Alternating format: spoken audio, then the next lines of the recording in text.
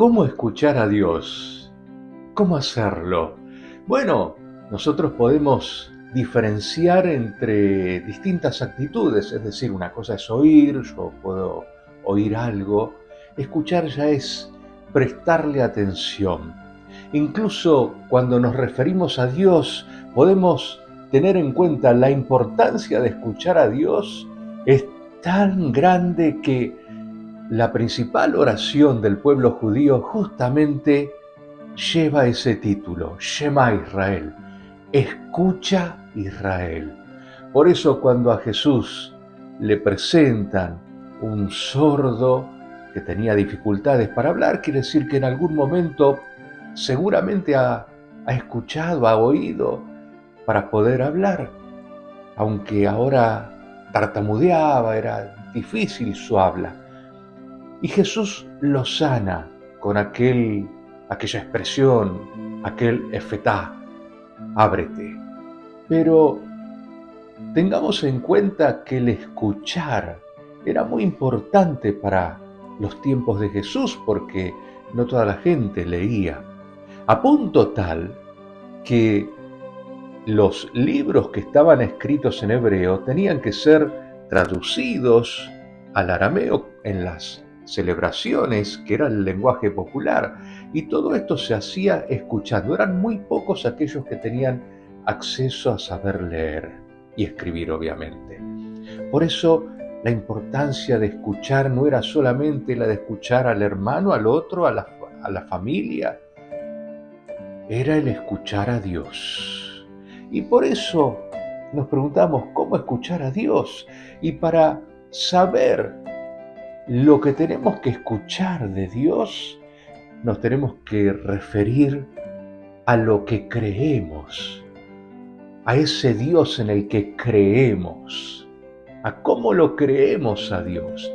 Y para eso tenemos que usar las tres capas, tres dimensiones de la creencia, del creer, de la fe, que es creer en Dios, creer eso que Dios nos dice y creer que eso que Dios nos dice es bueno para nosotros. Por eso la palabra de Dios también tiene esa triple dimensión. Tenemos que creer en la palabra de Dios, creer lo que esa palabra nos transmite. Para eso tenemos que razonarlo, no dejarlo pasar, no leerlo así al pasar.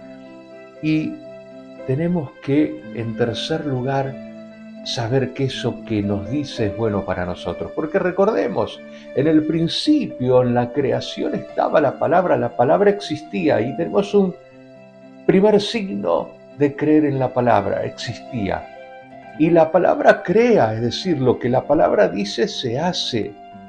Segunda dimensión, creemos en el poder de la palabra. Y en tercer lugar, lo que hizo la palabra era bueno, estaba bien. La tercera dimensión, saber qué es nuestro bien. Por eso, a lo mejor hemos dejado como este sordo del relato, hemos dejado de escuchar, hemos perdido la capacidad de escuchar a Dios.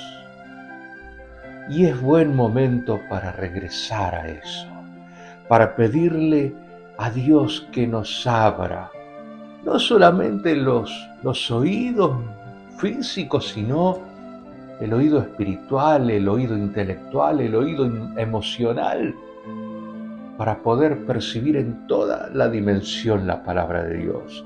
Esa es la forma en cómo tenemos que escuchar a Dios, totalmente, porque de esa manera podremos hacer carne esa palabra de Dios en nosotros y saber que estamos haciendo el bien. Escuchar la palabra, ya sea leyéndola, en las celebraciones litúrgicas, en las redes sociales, meditarla, incorporarla y hacerle caso a esa palabra. Nosotros, personalmente, pero también como comunidad, como sociedad, hemos dejado de escuchar a Dios. Hay que pedirle a Dios esa capacidad de volver a escuchar su palabra, volver a creer en la palabra de Dios, hoy tan devaluado por los medios de comunicación y por tantas cuestiones. Está el creer en Dios y en su palabra. Y creer en el poder de lo que la palabra nos dice. Si la palabra de Dios te dice algo hoy, eso tiene poder. Escucha esa palabra y léela, escuchala, hacela tuya, sabiendo que tiene poder de transformar las cosas.